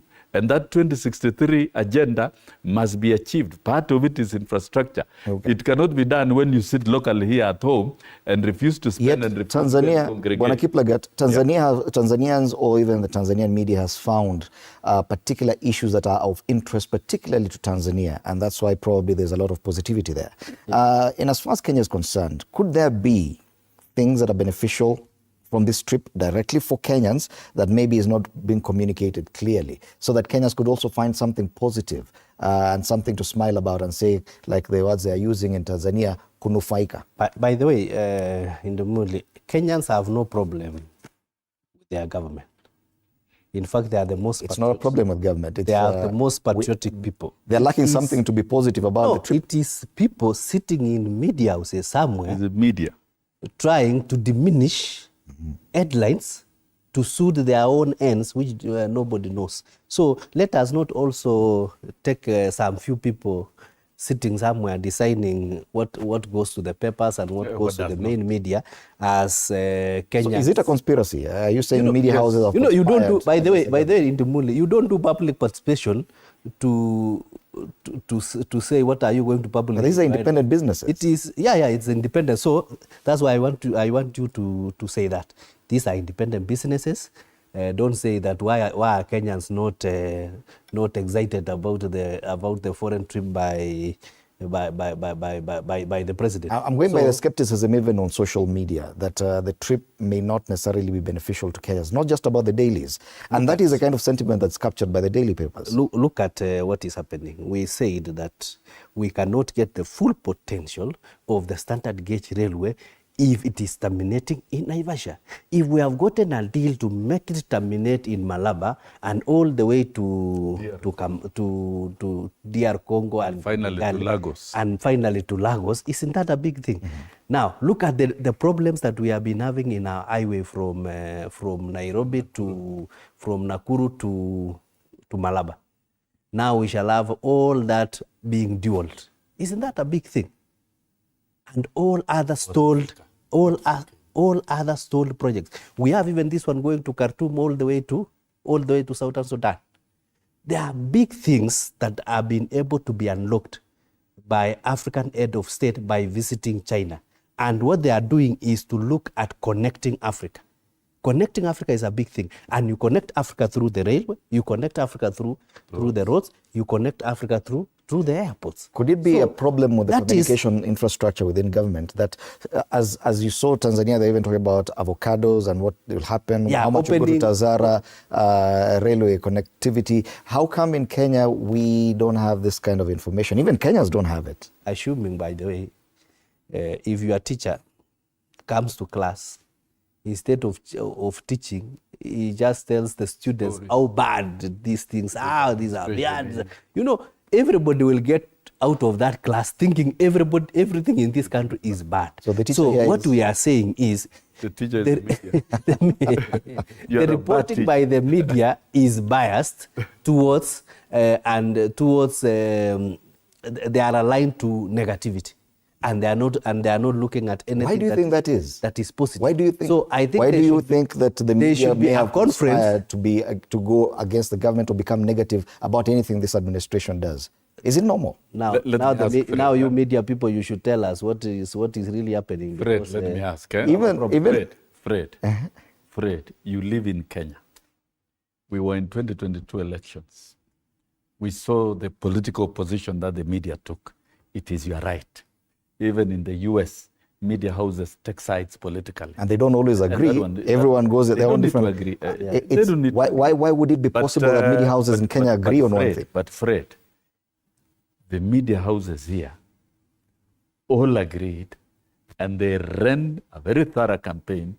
Even the tallying center of the opposition, of the team that you are supporting, was done in a media house, until they realized that the numbers were not adding up. You tried to run a negative campaign against the current president, William Ruto, and you lost in the election. Accept that you lost, and it was your right as media to do what you are doing. We close that chapter. But then, is it now ethical for you to try and run a message of negativity, failure, and doom about this administration? And it's hard to believe what you're saying, the kind of claim you say. Media is one of my best friends as a person. That's what I'm asking. What is there to gain for media by being negative against the current administration? Yes, the question is, how hard is it for you as media to report in detail, blow by blow, what is happening in China? Are we saying that? Report. Are we saying report that it is everything. better? Are we saying it is better both business? Yeah? Are we saying it is better media business to go negative against the government as compared to? No, it's not going negative against government. Not going reporting, because we are users of the media services. All of us, institution, we are not new. I'm the greatest user of the media services. What is so difficult with objective reporting? If there is something wrong in government, like you have reported here, impunity by the police, and you have said, yes, 6 times, yes. And if we check and it's a fact, we'll say, no, this is factual reporting. Mm-hmm. Because we want to be empirical and scientific. Let us not engage in emotions and guesswork and wishes. Mm-hmm. Emotions, everything is factual on the front pages. Let us be factual, empirical, and also balanced. We must be balanced. The president is in China. All African presidents are in China. What they are undertaking, in fact, that forum could not have been done here in Africa. You sit with our partners and our main financiers. China is interested in investing in Africa, and the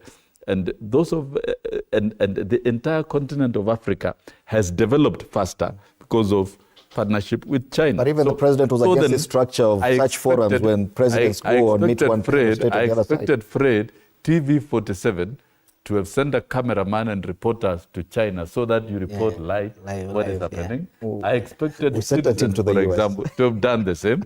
I'm sorry for naming names, but I'm calling out. Yes. What is so difficult with reporting what is happening? Yes, if there are agreements also on education, I would have expected to do we have any? Why don't we have any? Yes. Support and financing of TVETs is one of the key benefits that we have attained from China. Yes, why don't you report all this? I think I have an hypothesis. You are asking yourself why are all media houses amalgamating to... Isn't it simply a reflection? Isn't it simply a reflection of our society? I have an hypothesis. One hypothesis is that this country, in terms of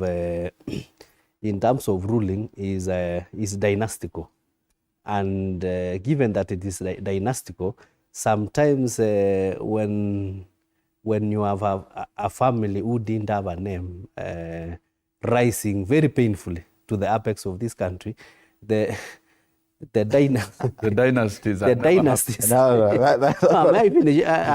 You will give us time around 30 minutes. Maybe in future we will come and explain to you why we believe that Kenya actually has been colonized by dynasties. Can you substantiate that? Yeah, I will substantiate. Yes. But kindly note, the media is part of the dynastical structure that is... So the media has decided that William Ruto does not deserve to be president, of course, and so we'll go against story covers why really? I'm saying we can read what the media is trying to in fact, it is ahead of 2027. You're being unfair to the media on that one.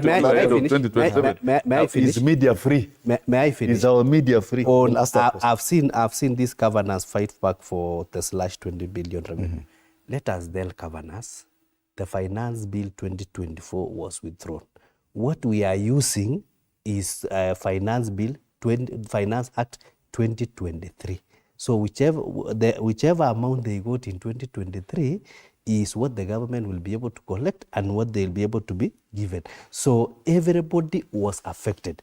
The judiciary was affected, the legislature was affected, the executive were affected, and also the county governments will have to be affected. So let them swallow it, this bill, and stop complaining and rumbling while they know very well what happened in this country. Yet revenue allocation is not a direct product of the finance bill. That is the bill that emanates from the Senate. That was decided, and I think there's even mediation between the Senate and the... You see, you are mediating. When we were doing the mediation, it was because we were in Finance Bill 2024, which was withdrawn.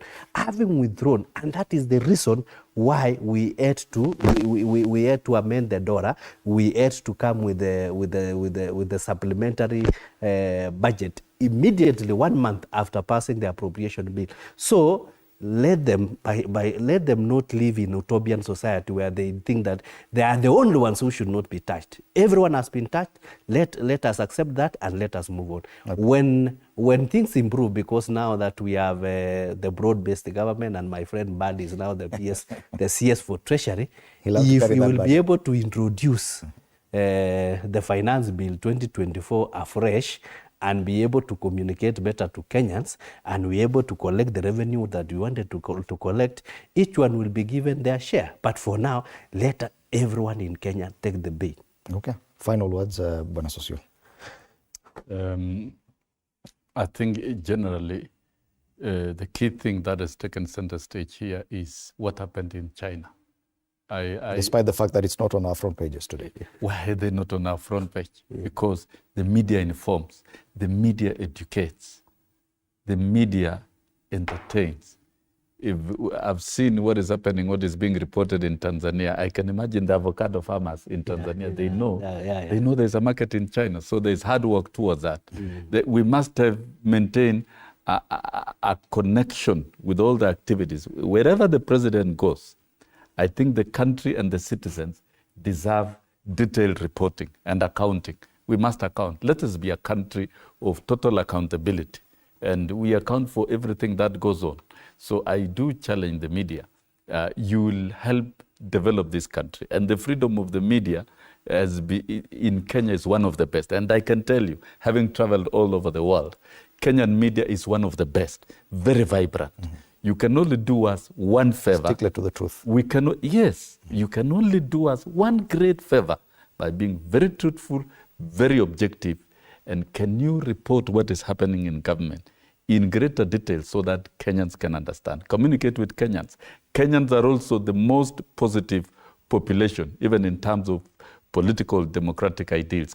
We are doing very well. We are the first in many things. And if we are the first in many things, it is now the fourth estate, the media to consolidate all these and to help us move forward. I expect, even though it's not too late in the day, for the media to focus on the president's trip in China, what was done, communicate to the public so that we understand. It triggers what we are doing and it can shape the thinking and understanding of Kenyans. But I'm happy that at the end of the day, teachers are back in class. I'm happy that we have a very proactive president. I wish I served as a union leader under President William Ruto. And I know because education is still, from the China trip, before we move on from there, you mentioned something about TVET, and I know education is key here. Yes. Can you tell us more about that deal? Because probably that's what you would like communicated.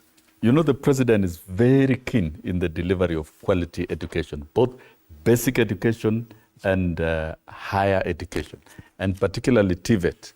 And I know the CS education was part of the entourage and part of the program and package. I'm yet to get the details, is how the Chinese government will support our TVET institutions to equip so that a TVET institution can act as incubating hubs of industrialization and technology that is going to help the economic zones which are being developed in every county, and how the TVETs can really translate, can really equip our youth in terms of both skills, technological skills. And you know, we are moving to the fourth industrial revolution.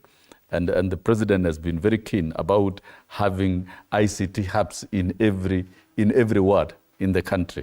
So we cannot do that without partnership of technologies that have that capacity. And I think one of the greatest packages is the support for our TVET institution within this China trip of the president. Okay. So that is one of the key benefits. To me, I celebrate that direction, and I am sure that is going to enhance the quality of delivery of education within our TVET institution. Okay, thank you, Bwana Sosion. Anything to add, Bwana Kiplagat? Yeah, I think what I just wanted to add is that for media, let us be fair. We were able, the Kenya Kwanza were able to campaign because of the availability of other channels of communication, that is the social media, the Facebook and SpaceX, and we really used that, and that's why we were able to pass this information. This media house was so. I fathom, just imagine if those other channels of communication were not available, our messaging of government and our messaging of our plan could have been. Because let us be fair, let us be factual, and let us not be colonized by the dynastical kingpinship in this country. Thank you so much, David Kiplagat, MP, Soi constituency, and Wilson Sosion, former MP and also one-time Secretary General of the Kenyan National Union of Teachers. Media on the spot this time round in this panel. State of the Nation right here on Morning Cafe. Anyway, it is a feel-good Friday, so a lot of music coming up. Another interesting discussion after the break in matters filmmaking. Don't miss that. My colleague Stanley Nyaringeta will be in studio to take you through that. My name is Freddie Ndimuli. Good morning.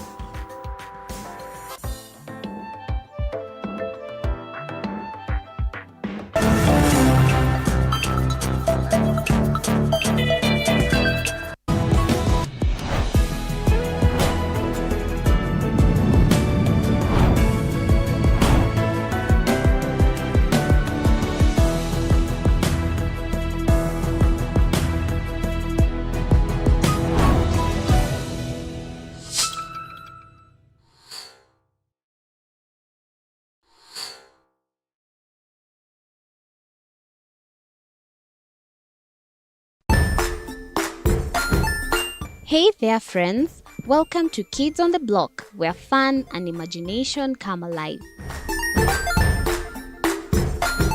We dive into magical world filled with exciting adventures and awesome friends. What position were you in? I was number 2. What position were you? Number 1. He decided to cross the bridge by his house and look for food on the other side. You're going to do half cup of chocolate chips, and the other one, we're going to do half cup of the blueberries. So, grab your imagination hats and get ready to explore with us. Join us every Saturday at 9 a.m. for new friends, amazing stories, and tons of laughter.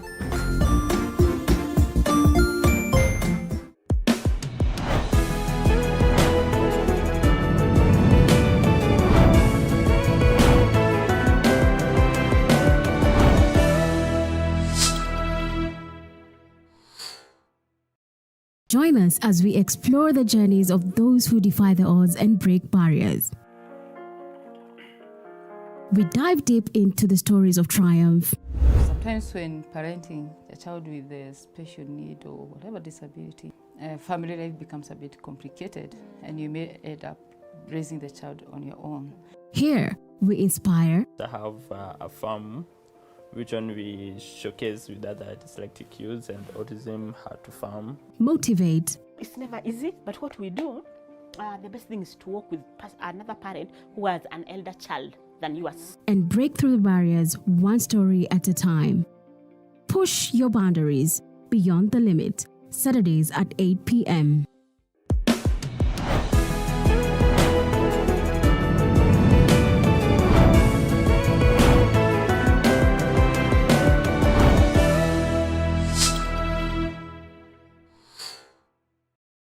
The Grind, where business meets brilliance. It's not just about the ideas. I was working as a shampoo boy. I used to wash clients' hair on the sink. It's about making them happen. From big wins. In primary school, when we would be asked what people want to be, I was categorical that I want to be a nurse. To hard lessons. The consoles change, the gaming equipment keep changing. We cover it all. Tune in to The Grind, where every episode is packed with insights. The person who is serving customers, always be a customer-centric. Strategies. When you pay attention to detail, you get luxury items. And stories to fuel your ambition. Don't just dream it, grind it. Mondays at 7:30 p.m.